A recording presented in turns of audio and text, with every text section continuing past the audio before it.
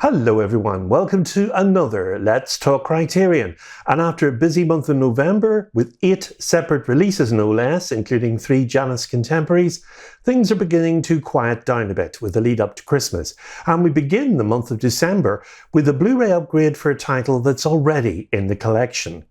But before I look at the week's release, let me talk to you about the UK release of The Last Picture Show, which got its release here in the UK on Monday the 27th of November.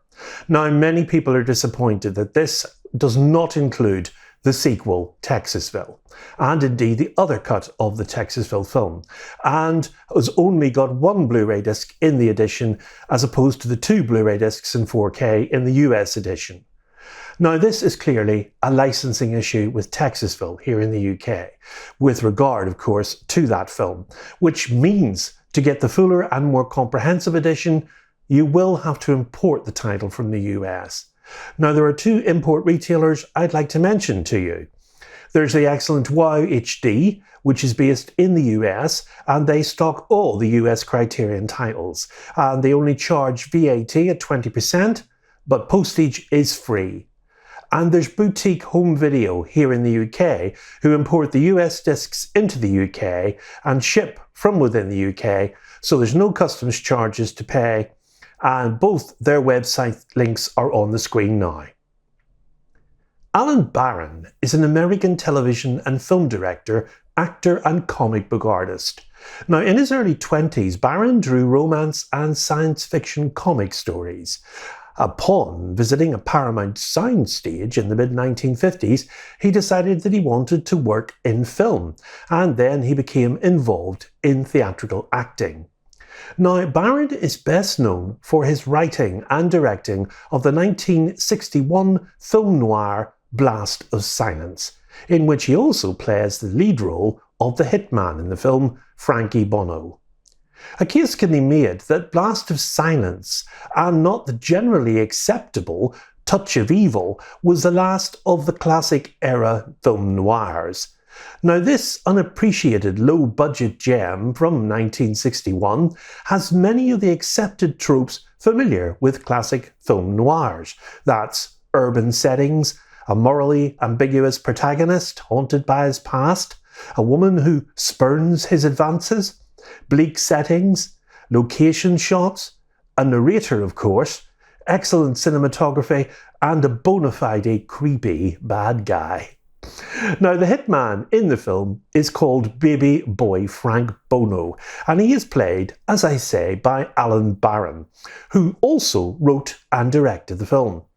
Bono has been hired to do a hit on a mobster, but Baby Boy is not the hitman to whom we have become accustomed. He has got issues. Now, the film starts with a train going through a tunnel with the proverbial light at the end rapidly approaching.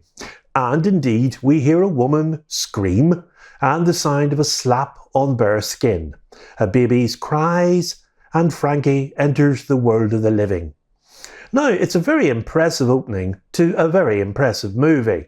Now, Barron uses urban locations and stark black and white cinematography in a manner reminiscent of Stanley Kubrick's Killer's Kiss and Maurice Engel's Little Fugitive.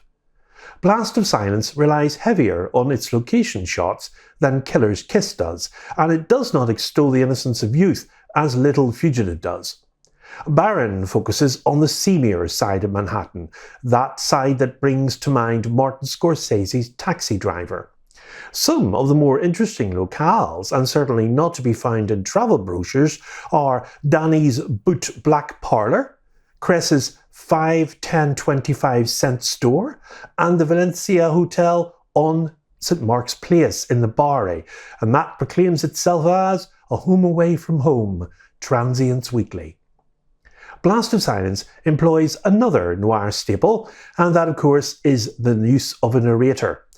That narrator chosen for the film is Lionel Stander, and he's perfect for this gritty, bare-knuckle movie that is as close to a street fight as a movie can actually be. The only problem there might be is there's a little too much of the narration. Now, in film noirs, there is usually a supporting actor who, in his or her short time on the screen, makes an indelible impression on the movie, often, indeed, to the point of stealing the entire movie. And Blast of Silence has that person, and he comes in the guise of Larry Tucker. He plays Big Ralph. Big Ralph is a morbidly obese, low-life gun supplier in the film. One can certainly be obese and not a slob, but not so in this film. Big Ralph is slovenly, and he lives in a cruddy, run-down apartment and keeps rats for pets. Big Ralph has learned who Frankie has been hired to hit, and he threatens to rat him out unless he's paid more money. Now, Tucker's performance is a true highlight of the film. And he would later play a morbidly obese nutcase as well, named Pagliacci, who sings opera throughout Samuel Fuller's fairly unappreciated gem Shock Corridor, incidentally also in the Criterion collection. To Tucker's credit, he is not, however, slovenly. Now, Alan Barron does a good job of developing and humanising Frankie Boy. He also brings some depth to the other characters, and Barron gives us a nice look into a man who has been tormented all of his life and has never been loved, and probably will never be loved. Now, the film is bereft of schmaltz and pity, but neither do we sense bitterness or hatred coming from Frankie. This is not the life that Frankie would have chosen for himself. Indeed, it seems it's the life that was chosen for him. And that, of course, is the essence of film noir. Now, the film also has a Christmas setting, and the Christmas setting plays a major role in the film. Now, once again, the film's narration and images belie Frankie's actual feelings of insecurity.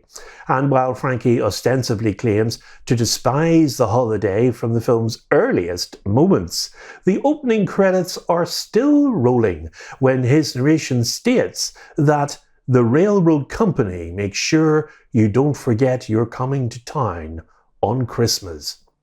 Gives you the creeps. You hate cities, especially at Christmas. He seems inexorably drawn to the city, and at points in the film he stops in front of a sidewalk Santa. So, is he fond of Christmas or is he not? He also goes to see the Rockefeller Center Christmas, and indeed he stops in front of a Cress storefront with toys and Christmas tree lights twinkling in the window. Now, to Frankie, Christmas represents everything that he missed out on as an orphan, but also everything that could have been. It is paradoxically a reminder that he went down the wrong path, while also being a source of hope for him that things might get better, that he can settle down and retire from a contract killing and start his own family. Now, in Blast of Silence, 22 days of shooting took place over a 4-month period of the time ending in January 1960. The majority of scenes were filmed in actual New York City locations without a filming permit. Reportedly, some interiors were shot in a studio on West 45th Street, and the exterior chase that ends the film was shot at the Old Mill on Jamaica Bay Estuary on Long Island during Hurricane Donna, which took place from September the 10th to 12th, 1960. It was the only hurricane of the 20th century to blanket the entire East Coast, from South Florida right through to Maine. And the location was locally said to be a dumping ground for the dead bodies of mob hits, which of course is why it was selected by Barron for that scene. Its isolation also meant that a full day's shooting could take place without permits. And the final shot, which was made in one single take, Barron did his own stunts in. Now, the cast of Blast of Silence consists of Alan Barron as Frank Bono, Molly McCarthy as Laurie, Larry Tucker as Big Ralph, Peter H. Clune as Troiano, Danny Main as Petey, Hard Man as Bodyguard, Charles Cressiap as the Contact Man, Bill Prato as Joe Boniface, and Milda Mermenas as Troiano's girlfriend. Now, there are not many supplemental features on the Blu-ray release, but they include a new 4K digital restoration, which is presented in 2 separate aspect ratios. That's 185:1 at widescreen and 133:1, that's full screen, with uncompressed mono soundtrack.